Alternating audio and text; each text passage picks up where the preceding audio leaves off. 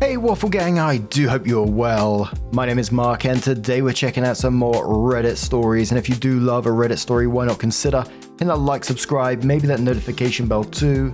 Let's crack on with today's first story. Much love, guys.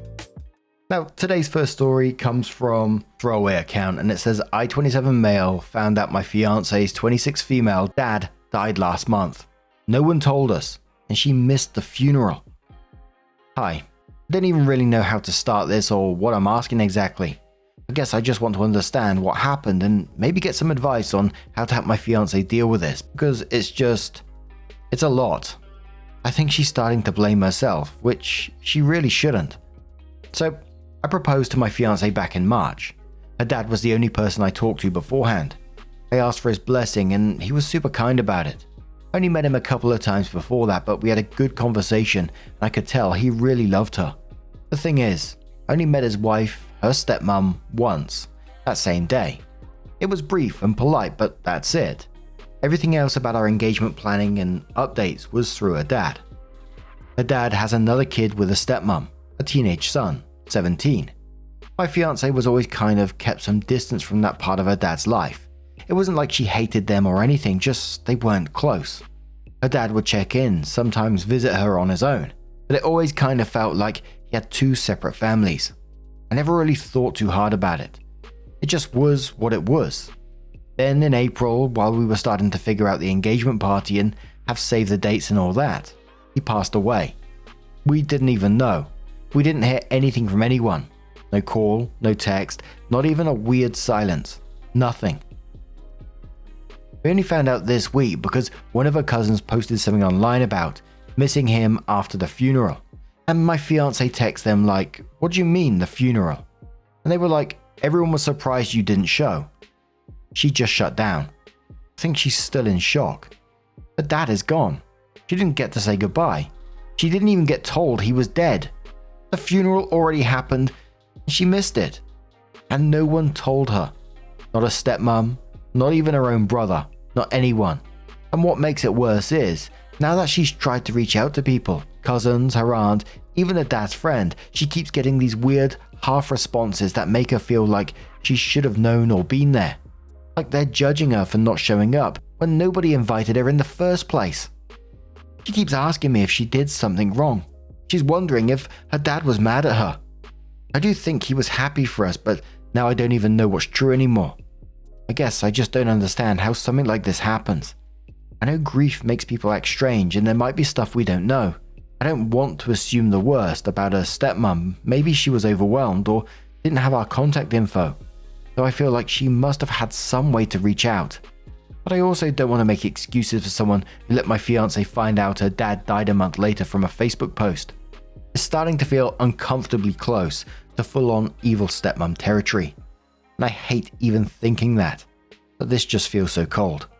She's devastated and I don't know what I'm supposed to say or do. I can't fix it. She just keeps saying she can't believe she wasn't there. That she wasn't even given the chance, and I'm angry too. But mostly I just feel helpless and sad for her. I guess what I'm really asking is, how do I help my fiance grieve someone she didn't even get the chance to say goodbye to? She keeps wondering if her dad was upset with her or if she missed some sign.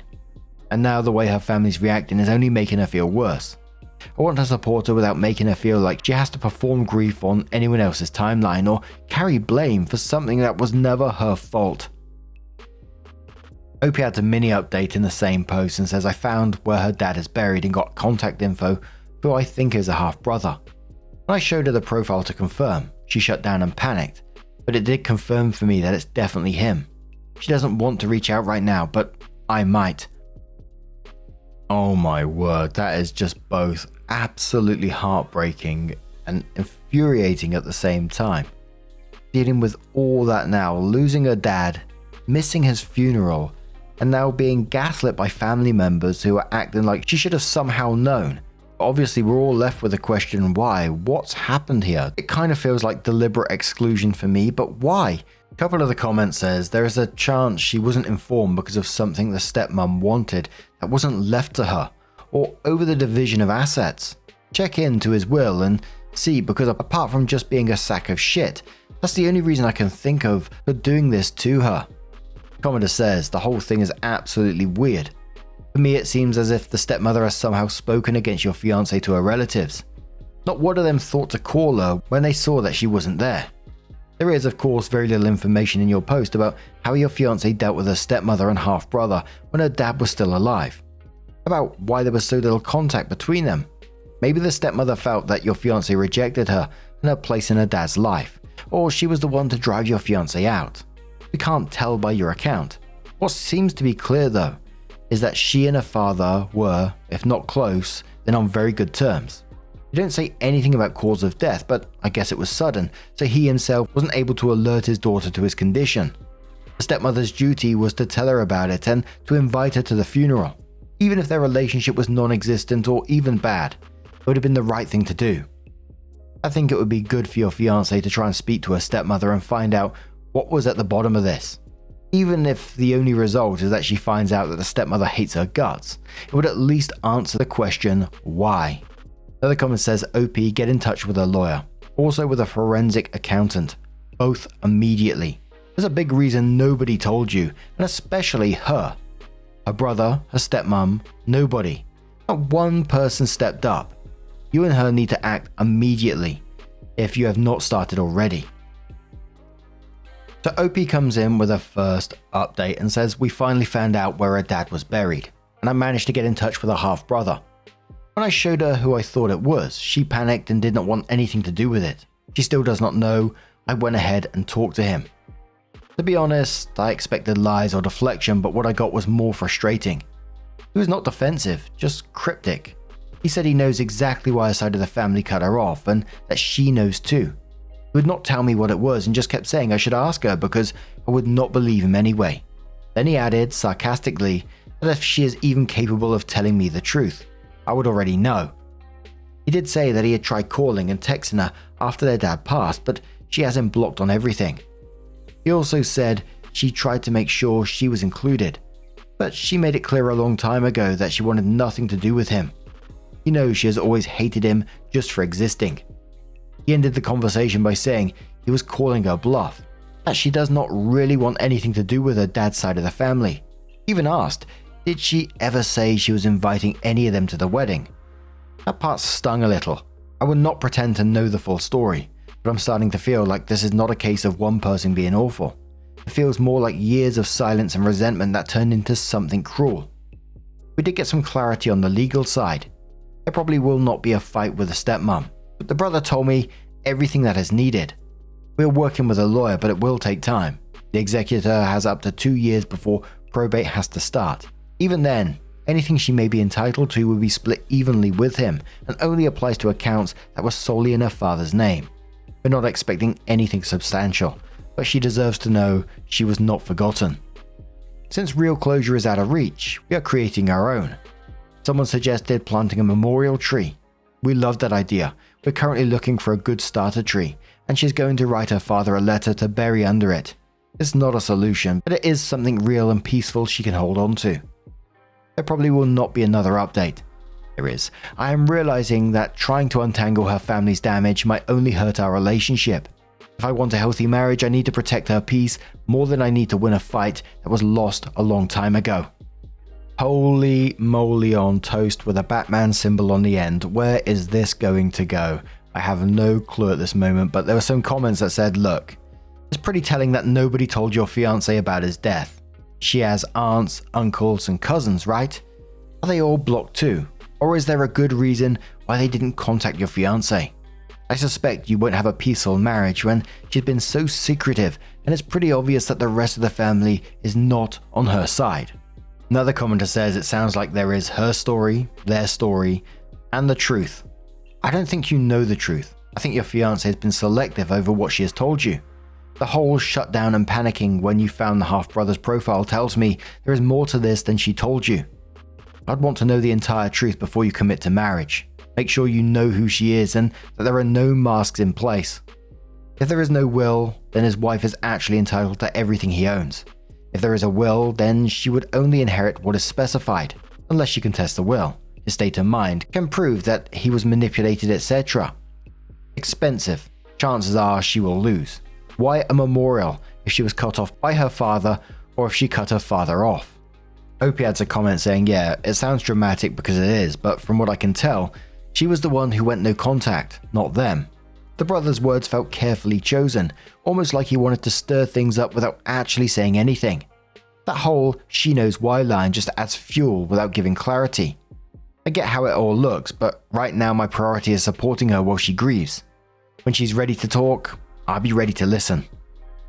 So Opie came in with their final update, which says what really happened. I've taken time to process everything before writing this, because I wanted to be clear-headed and fair. This isn't just about a relationship ending, it's about recognizing how far I'd strayed from myself and what I allowed in the name of love, patience, and hope. After the engagement ended, she moved in with a friend from work. But by then, things had already been unraveling for a while. I believed I was being supportive and compassionate, giving her time to grieve and space to share on our own terms. But the truth was, I was being emotionally manipulated. She pretended to want to reconcile with her brother after hearing about her father's death. At the time, it felt like a breakthrough. I thought she was softening, maybe healing. But that was just a performance to win sympathy and deflect hard questions. The more I learned, the clearer it became she had no real interest in reconnecting, only in looking like the victim. What's hard to admit is how many times she manipulated me subtly, shaping narratives and using silence or emotional withdrawal to make me prioritize her over lifelong friends and family. I now see how isolated I became. One friend I reconnected with after everything joked, "You didn't date her, you ran her PR campaign." It hit harder than I expected, because in some ways, it felt true. There were moments where I wasn't just supporting her, I was constantly explaining basic respect, empathy, and how to show up in a relationship. It started to feel like less a partnership and more like I was trying to teach someone how to be a decent person. That kind of emotional labor takes a toll, and looking back, I can see how much of myself I lost in the process. I'd reached out to her brother initially to confront him, but his response was surprisingly calm and cryptic even. After the breakup, I spoke to him again, and this time he told me the truth. The family cut her off because of repeated abusive outbursts, not just towards her father, but also towards her stepmother and brother. He said I wouldn't have seen it because she saved that side of herself for them. He even brought her father's old phone. The texts between her and her dad were awful, cruel, manipulative, and downright abusive. Honestly, I don't even know how or why her dad stayed in contact with her after receiving the things she wrote. If my own child ever said those things to me, I would have cried and cut contact. No parent deserves that level of cruelty. After her father passed, she started lashing out at me too. That's when the pattern revealed itself. Ironically, she didn't even mind that I spoke to her brother until she found out I helped him with a scholarship site. And help is a stretch. I mentioned the Common App, something I always bring up when college comes up in conversation. It's not some special effort. I've told my own cousins the same thing. It's a single application site that makes you sound like you know your stuff and gets kids on track fast. If they apply through it, they're pretty much guaranteed to get into somewhere. She knew this. She had seen me do it with family. But this time, she twisted it into a betrayal like I'd committed some criminal offense. She realized I'd spoken to her brother because I showed her a Reddit post to help her understand where I was coming from. That's when everything shifted. Even then, I didn't end things immediately. I asked if we could slow down and delay the wedding. Instead of meeting me with honesty or reflection, she shut down and turned hostile. Maybe it was her way of pushing me away, but if so, it worked. After the breakup, she kept reaching out, apologizing, saying she'd get help. But I'd already asked her to consider therapy earlier in our relationship, and she refused every time. Now that everything has come to light, I can't see myself marrying her, much less raising a child with someone who hides so much, lashes out when cornered, and only offers change when everything is already broken. My family has been nothing but supportive through all of this. My sister is even staying with me right now. She joked that it's for my protection, but honestly it just feels good to have family around again. For the first time in a while, I feel like myself. So that's it. No more what ifs or excuses, just the truth and a fresh start. There won't be any more updates as this account serves no purpose anymore. But now, I'm going to turn this one straight to you guys. What do you guys make of this situation? Let us know your thoughts down in the comments below.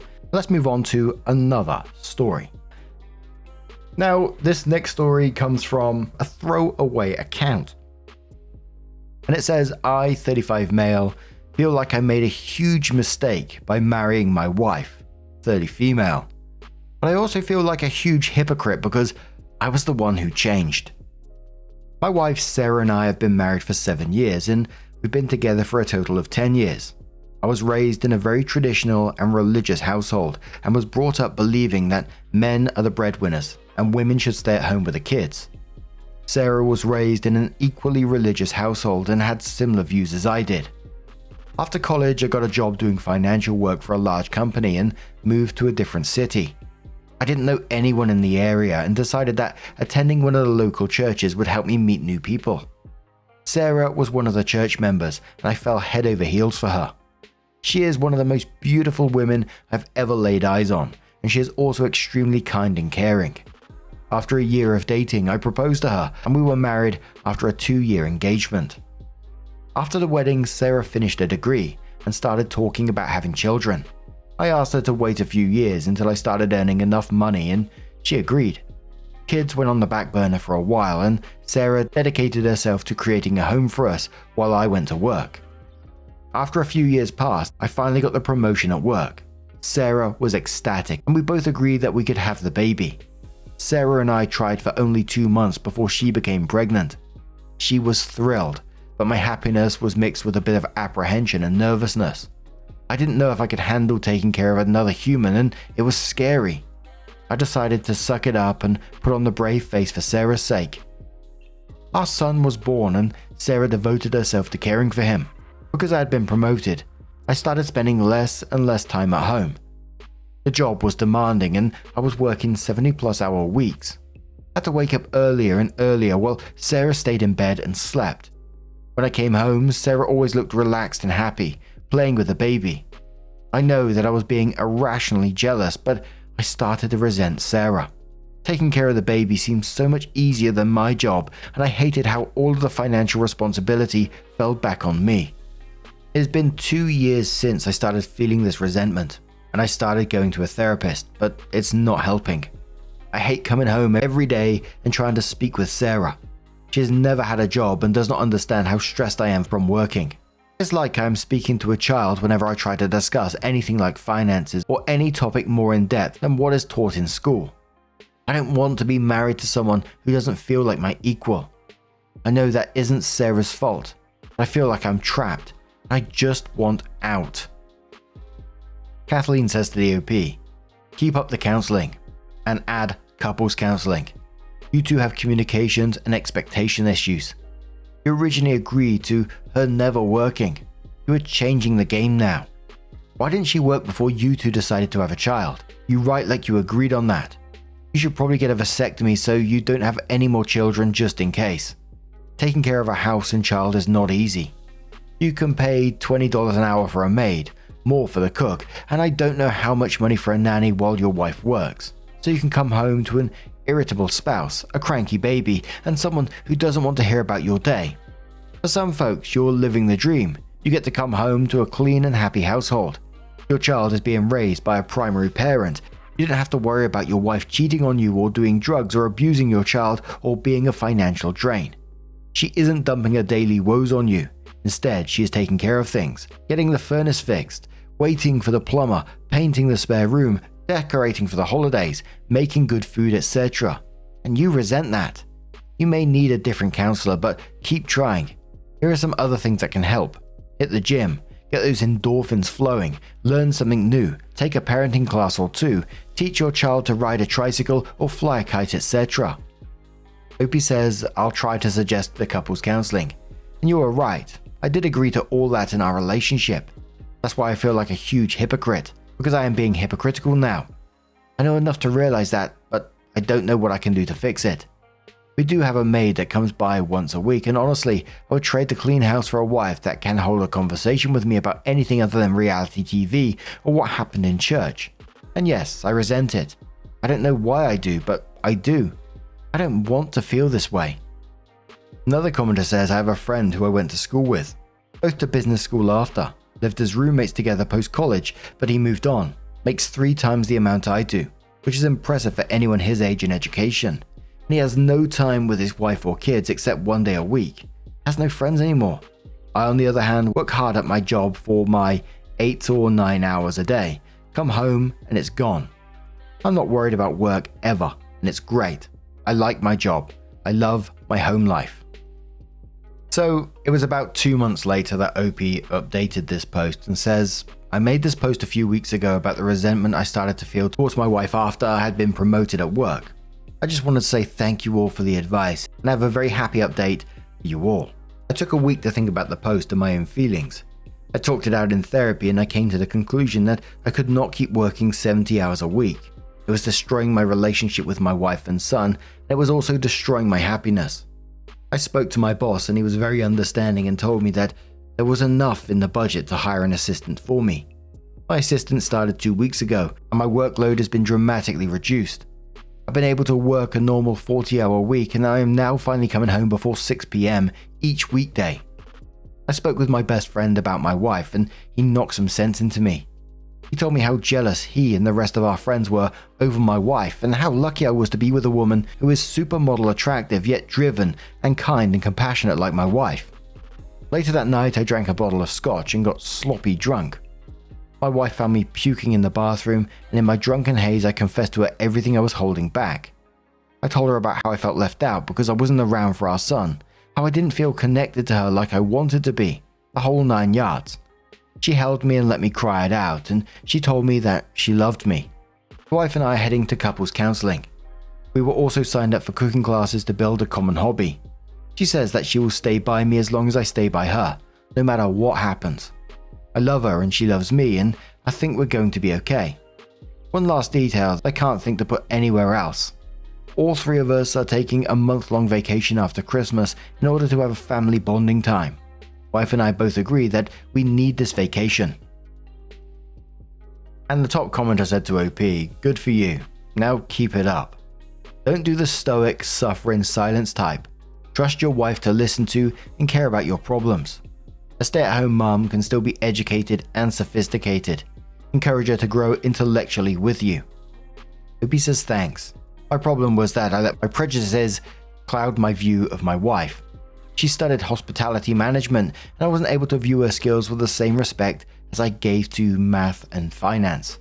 I'm learning different techniques to rewire my brain into having a less conservative view. I made a list of all the skills that Sarah has and how they blow mine out of the water. Her skills aren't any less worthwhile than mine. They're simply different. CBT is helping. But now, what do you guys make of this situation? Let us know your thoughts down in the comments below. And just a huge thank you for being here today, getting involved in the stories, your love, your support, your time. It always means the absolute world to me. So thank you so much. And hopefully I'll see you in the next one. Take care and much love.